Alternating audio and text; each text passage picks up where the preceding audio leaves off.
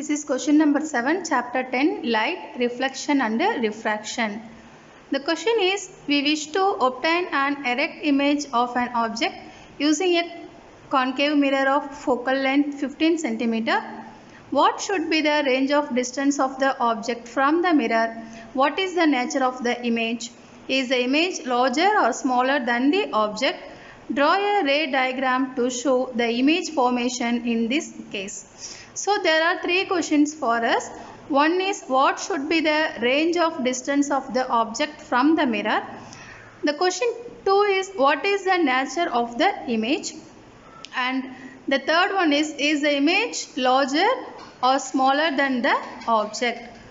Draw a ray diagram to show the image formation. So we need to draw a ray diagram.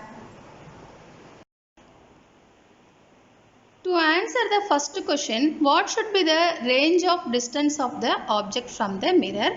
It is obviously within 0 to 15 cm. As the focal length of the concave mirror is 15 cm, we must place the object between 0 to 15 cm. To answer the second question, what is the nature of the image? We are given with, we wish to obtain an erect image. In the case of concave mirror, to get erect image, we need to refer the table 10.1. So in the case of concave mirror, there is only one case for getting erect and virtual image. The object should be placed between pole and the focus. And the range should be 0 to 15 cm as the focal length is 15 cm. So obviously second question, the nature of the image is virtual and erect.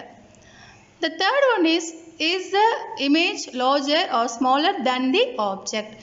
To answer this question, we need to draw a ray diagram. So this is a ray diagram of concave mirror. This is principal axis. This is pole of the mirror. This is focus, principal focus of the mirror. To get erect and virtual image, we need to place the object between focal and the pole, focus and the pole. So this is object AB. Now the ray from the object is falling here and here. This ray is reflecting towards this, the same path, and this ray is getting reflected like this. If we draw a dotted lines from these two incident rays, we are getting the image here, that is behind the mirror. We are getting the image here behind the mirror, because in the position for the object position between pole and the focus, we will get the image behind the mirror in table 10.1. So from this point we draw a line. This is a distance of the object and this is size of the object. Obviously the size of the object is larger than the, obviously the size of the image is larger than the object.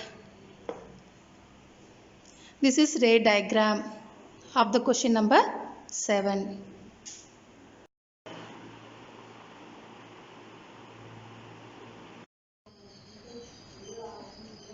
Question number 8. Name of the type of mirrors used in the following situations. First one is headlights of the car. We are using concave mirror in the headlights of the car. The reason is, a concave mirror can produce powerful parallel beam of light when light source is placed at the principal axis.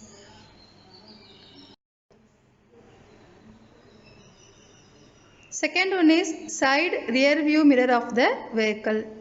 We are using convex mirror for the rear view of the vehicle. The reason is, convex mirror gives virtual, erect and diminished image of the object's wide field view is seen. The third one is solar furnace. In solar furnaces, concave mirrors are used.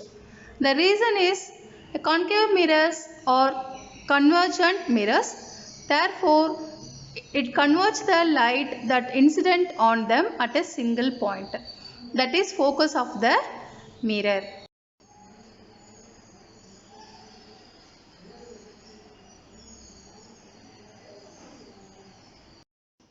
Question number 9.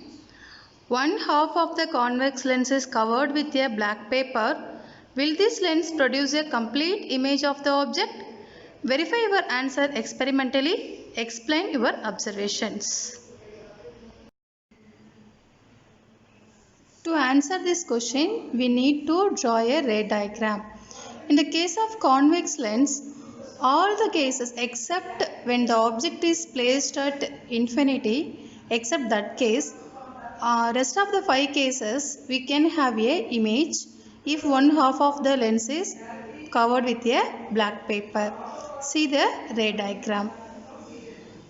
So this diagram reveals us that we can get a image if one half of the lens is covered with a black paper, because the rays are falls on the lens just one half of the one part of the lens and getting refracted through the lens, then we are having the image beyond to f2.